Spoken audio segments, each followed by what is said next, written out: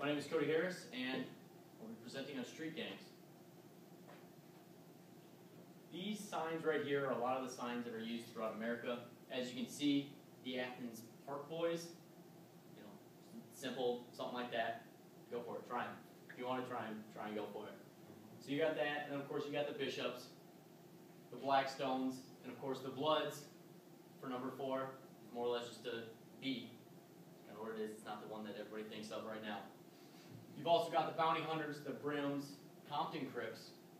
As you can see, we've got the Compton Crips, the Crips cousin, regular Crip, Harlem Crip, Hoover Crip, Kitchen Crip. So you've got a bunch of different sects of these Crips. The Bloods and the Crips were actually one until there was a big argument. They branched off, and now they're kind of in a giant blood feud with each other. But yeah, as you can see, there are all of these other different types of signs for us as police officers to know, so that we can see who we're actually dealing with. If we're dealing with somebody else, we believe that they're a bishop, but they're actually a number 1. It does play into a big factor of how we deal with that person in that situation. So what is considered a gang? It is an association of 3 or more individuals whose purpose in part is to engage in criminal activity and which uses violence or intimidation to further its criminal objectives.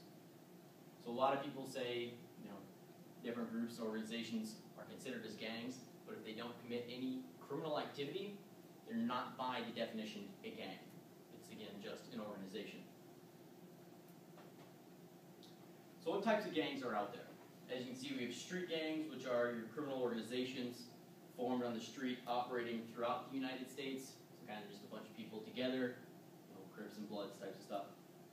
The prison gangs are actually the organizations that started in the prisons. So a lot of people, if they aren't a part of a gang, they will actually go into prison and become part of a gang, more or less just to survive. That is where people believe that the gangs actually started, and that's why we have a lot of overcrowding, and why overcrowding is such a problem, because gangs start and continue to thrive through that. The OMGs, or the outlaw motorcycle gangs, I know the Matadors are actually in Platteville. We believe that they are part of a bigger gang affiliation. We don't know if they are the 1%er OMGs, which is the 1% that actually goes around and commits all these heinous acts, drug peddling, murders, rapes, all that. The 1%ers are the ones that are actually, they are the worst of the worst. These are the guys that will go out and murder just because they can. There's no other reason just to murder. Hell's Angels is actually part of the 1%er group. At least a couple different sects are. But a lot of the motorcycle gangs will actually go out and help out the community, things like that. So they're not as bad as we really think they are, except for when you get to the 1%ers. And then of course you have the neighborhood and local gangs, which are primarily used for drug distribution, especially back in the 60s, 70s, 80s, and even today. And they generally stay in one area, but they like to act like larger gangs. So they try and initiate as many people and try and get these huge distributions going on, just so that they can try and act bigger than they are. The typology of the gangs, you have the traditional, which is often depicted in the media. They have the large, enduring, territorial gangs. So this is, if you drive into one area, you're a member of a gang, drive into the other area, then you're going to start a battle right there. So this is the one that you often see in media, movies, stuff like that. But they are the lead, not the most common group out there. So even though they're depicted as, yes, they're all over the place, there's actually not a whole lot of them out there. And then it also produces the least amount of crime per member. So it's more or less just people hanging out, not committing as many crimes, but they still do, unfortunately. You have the neo-traditional, which is the shorter duration and the smaller size of the traditional. There are 6 structural elements, which is the group size, the age range, the duration, territorial, subgroup or clique structure, and crime versatility. And that's how these are all broken up. So the neo-traditional is a shorter duration, so members don't stay in as long, plus they have a smaller size, which turns into kind of the neighborhood and local types of gangs. You have the compressed, which is the most common. They have the short histories just because they didn't start as far back as some of them, 20s and 30s more moms. They do have the small size, and it's more of a narrow age range. So instead of having a huge group of people from age 13 to 50, it's now more the smaller range, 14 to 20, because people decide, hey, I got to get out, I have to do something else.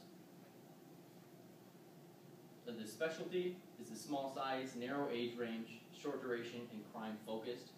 So these are the people, again, kind of like the neighborhood and local, where that's what they do, is they focus on crime, mainly the drug distribution, and also the one percenters. They do commit more crimes, and they focus again on drugs, graffiti, and assaults. The collective is an amorphous mass of medium size, age range, and duration. So it's kind of everybody else. So it's everybody, they kind of group everything together, but they do not form subgroups. So that is another very important point. So you have the types of the gang members. So your core, you have your core versus fringe, stable versus intermittent, and your former versus current. Your core, they usually have the lower scores in school performance, kind of judged on their intelligence, impulse control, desire for rehabilitation. The fringe is they feel remorse for committing certain crimes. So your core members are the hardcore gang members, the ones, crip or blood until I die. Well, the fringe members are the ones who are on the outside, who have kind of a right or wrong type of aspect, but they still want to be involved with this, but they kind of feel bad about the crimes that they commit because they see what's happening in their communities. You have the stable, so they continue to be members of gangs through, parent education. My dad was in a gang, my mom was in a gang, so they just continue that line. They also have family disadvantage, poverty, changes in parent figures, early drug use is some of the more common reasons of staying in a gang. Intermittent are the restarters, or people who kind of keep their distance from the gang but still affiliate with it. So if you've seen the show, was it Mafia Wars? So it's basically, you have a couple of these members who, yes, I still have my ties with the gang, but I'm going to go and have a job on the side that, that's how I can bring in money and keep the family, things like that going. And of course, the former and the current. The former is kind of the people who grew up and got out of the gangs. People who still say, yeah, I was part of this, that's past me now, I don't have to worry about it. Of course, the current are the people who still keep up with all the traditions and things like that of gangs. You got a regional breakdown according to the FBI. It's the North Central, the Northeast, South Central, Southeast, and the West. So in our area is actually the North Central, which has Illinois, Indiana, Iowa, Kansas, Kentucky, Michigan, Minnesota, Missouri, Nebraska, North Dakota, Ohio, South Dakota, and Wisconsin. So it's more or less the Midwest region of the country. The other ones, West actually does include Alaska, Arizona, California. The South Central has Alabama, Arkansas, Louisiana, Mississippi, Oklahoma, Tennessee, Texas. So it's kind of broken down into the regions that we all knew when we were growing up. And of course, as you can see, this is the number of gang members per 1,000 people. As you can see, there are a lot of gang members in Illinois, mainly for Chicago, and then in New Mexico, just because of the larger Hispanic populations now, you have a lot of gangs coming up from Mexico. They're actually bringing in their gang ties from Mexico and bringing them up there. And of course, California, Nevada. I'm really not quite sure why Idaho has a high population of gangs. That's something, potatoes maybe, so maybe that causes gangs. There's still more research to be done. But as you can see, these are kind of the more prone areas. But it also reflects back onto the size of the cities that are there and how active some of the police forces are, some of the rehabilitation prevention programs. You have 66 to 30% of youth between the ages of 13 and 15 will actually join a gang if they are present in their area. So if you live in a impoverished neighborhood and all of a sudden you see a bunch of Crips walking around, you're more than likely to join a gang. It kind of seems like obvious kind of knowledge. That's what you grew up with. They usually participate for a year or less just because it's something that they don't want to get involved in, or they think it's such a great thing, and then you just don't like what they're doing. Males and members of ethnic and racial minority groups are again more likely to become involved in the gangs, mainly because males are kind of easy to persuade. But then the ethnic and racial groups, it's because a lot of the poverty in the nation is actually minorities, and that is where a lot of these gangs try and tie themselves in. The gangs will say, hey, I've got a lot of money, we get a lot of money from our businesses that we have, so why don't you come in and we can help you out. And that's how they get involved with the gangs. So you've seen the progression of the gangs. According to Malcolm Klein and Cheryl Maxon, they actually did a study of 1,000 different agencies with a population of 100,000 or more, and then a couple of smaller cities throughout there over the past couple decades. Back in the 1960s, there was only 58 cities that had a gang presence in that area. 1970s, 1980s, we're still in the hundreds. 1992, 769 cities. That is ridiculous compared to the amount, as you can see, from 1960 where it was 58. So a lot of the problem is, why are these gangs just keep coming up, and why are they just joining? So the prevalence of gang problems, as you can see, there was quite a bit of decline back in 2001. Again, there's really not a whole lot of research. We're still trying to figure that out. But then 96 had 40%, and it's kind of started leveling off over the past couple years, which is good and bad. We're not sure if it's because there's more rehabilitation or preventative programs that are going on, but we're still trying to figure all this out. A lot of the programs are actually very new. So of course you have the risk factors of joining gangs.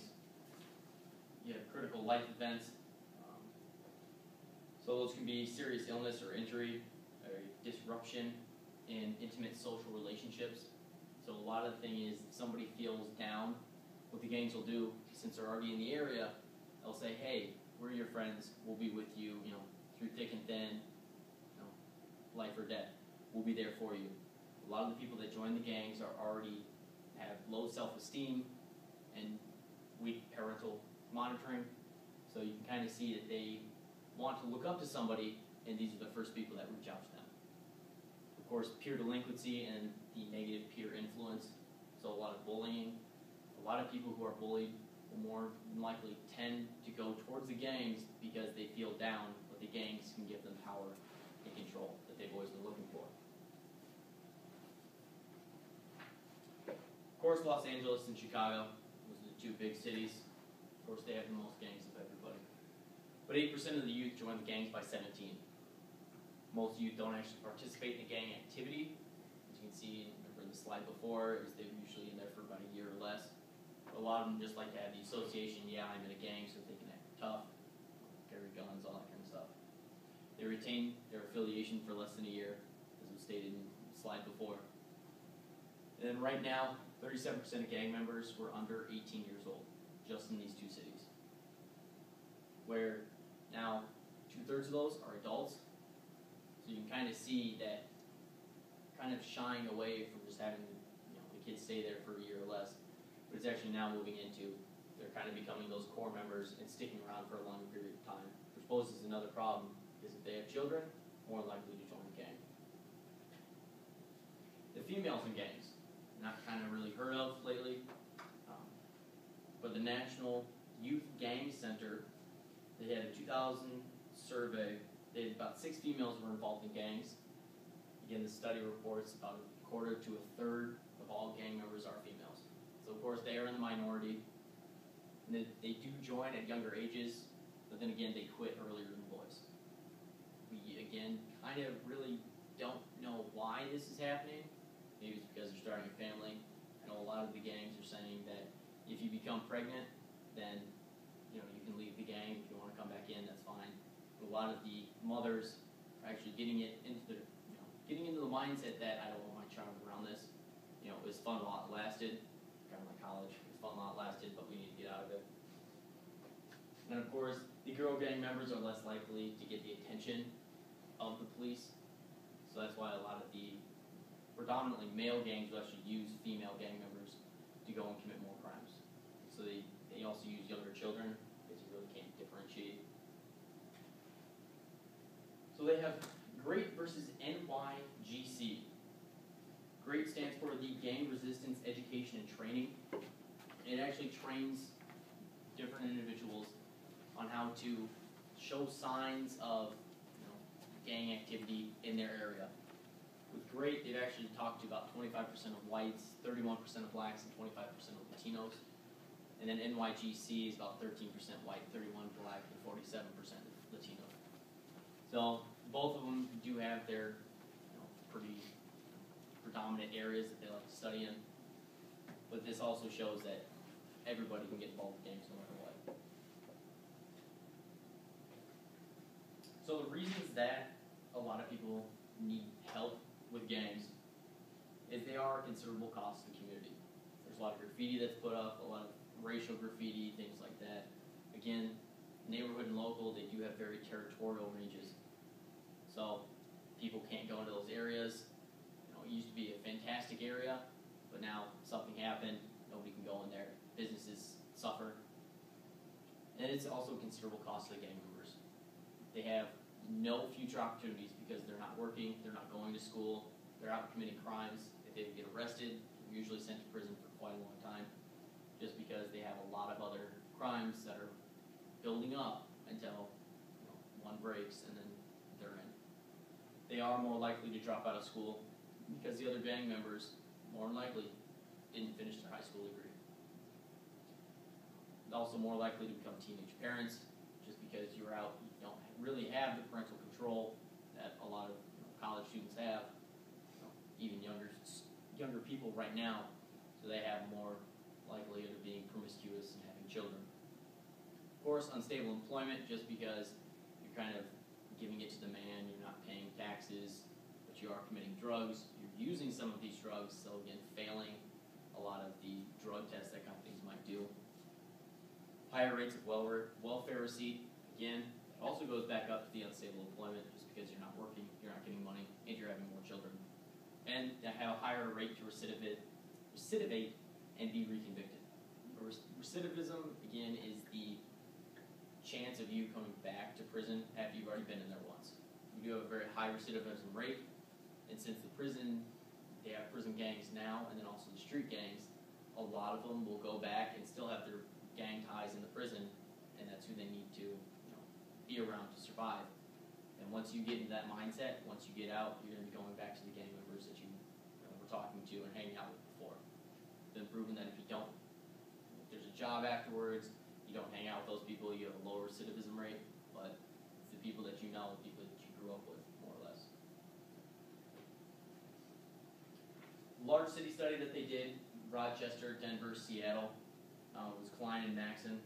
The study is out of all the youth in gangs compared to the youth not in gangs. So in Rochester, 86% of all serious crimes were committed by people who were in gangs, generally children. 30%, or 2/3 of the property in violent offenses. Denver, again, it's kind of ridiculous how these amounts are just stacking up just because the youth are in gangs now. And in Seattle, 85% of the robberies are by gang members. You kind of see, 15% is just some random other person, but a majority of these are by people who we know are in gangs. Of course, we also have the law enforcement issues. You can't really send gang members to prison because they have prison gangs. It won't really help deter them, since once they're out of the prison, they're out of the gangs on the street, they're back into the prisons in the system. And always trying to go after the leader. There's been a lot of reports saying, hey, we've taken down the leader of this gang. The problem is, very few gangs have leaders. They have a lot of people who have very powerful positions, but once one falls out, the other one can come right back in and take over that. So they view leadership as authority, and most don't care for authority. That's why they don't care for police officers and everything else. So again, that's why it's not one head person, but instead a collective of people so they can get their information. And now on to the programs. So, of course, as we've seen, there are a lot of students, youth, who are in gangs. We're trying actually to help them, either to do rehabilitation or trying to prevent it altogether. So we've got the Spurwell model, or comprehensive strategy. It is a 5-pronged type of strategy. social intervention. Did you go out actually to the gang area, try and find students who are having problems, and then go and talk to them that way. The community mobilization, so you actually move around in the community and can take down, take out certain members of the gangs when they're young. The provision of social opportunities, so to actually give them opportunities to excel socially, to build up their self-esteem, to be able to get a job, get to college, things like that. And then suppression and organizational change. So suppression is really just to get them to stop, and then change is really to get them to a different area. Great that you have a faithful implementation. The nice thing is that the 1 year follow-up that they had actually had fairly good results, but there was, again, no significant effect 4 years later. A lot of them did go back to the gangs. Chicago does have a ceasefire program. It was actually done in 8 neighborhoods. It was actually done in 8 neighborhoods, and they had declines in the proportion of killings attributed to gang members in 2 of the sites, and the proportion of gang homicides that were retaliatory in 4 program areas were actually on decline. The Chicago ceasefire is based off the Operation Ceasefire in Boston. So Boston had in 1996, they had kind of forums, community outreach programs, all told gang members, violence would be, if you committed a violent act, then you'd be punished to the fullest extent of the law, which kind of scared them a little bit, because they did have more patrol and then higher persecution rates for gang members. And they had the faith-based 10-point coalition, and then the Boston Street Worker Program, and the public health practitioners. So these are all things that have actually helped out not only Boston, but then it went back to Chicago to go and help them out. So again, half the locations saw a decline in attempted or actual shootings that happened, just because there was more patrol on the streets and then the higher persecution rates. Gang prevention, the gang reduction and youth development, or GRID, a lot of people call it, they identified 12 communities with high gang problems. So of course you've got Chicago and Los Angeles with very high gangs. They started the gang risk entry factors. So they actually screened 4,000 individuals, and that were in these 12 zones, based on a questionnaire to see if they were more or less likely to be joining, to be getting involved with gangs and all gang activities. A lot of this information was actually very, very useful. But again, it is currently under construction, just because some of the results they didn't really get the results that they wanted. But they are trying to get something else started. Then the blueprints for violence prevention. They've identified 11 model programs, 18 promising programs to deter violence. So that would include the ceasefire programs and the GRID programs, things like that, which a lot of these police departments are actually going to now. They found programs that focused on 10 to 14-year-olds. So again, that is the prime area where they're going to be involved in the gangs, and this is where we really need to focus on. So they can go into schools, talk to them about gangs, try and get counselors to help in, see if they can have their parents help in, see if they can help that way. These are all my references.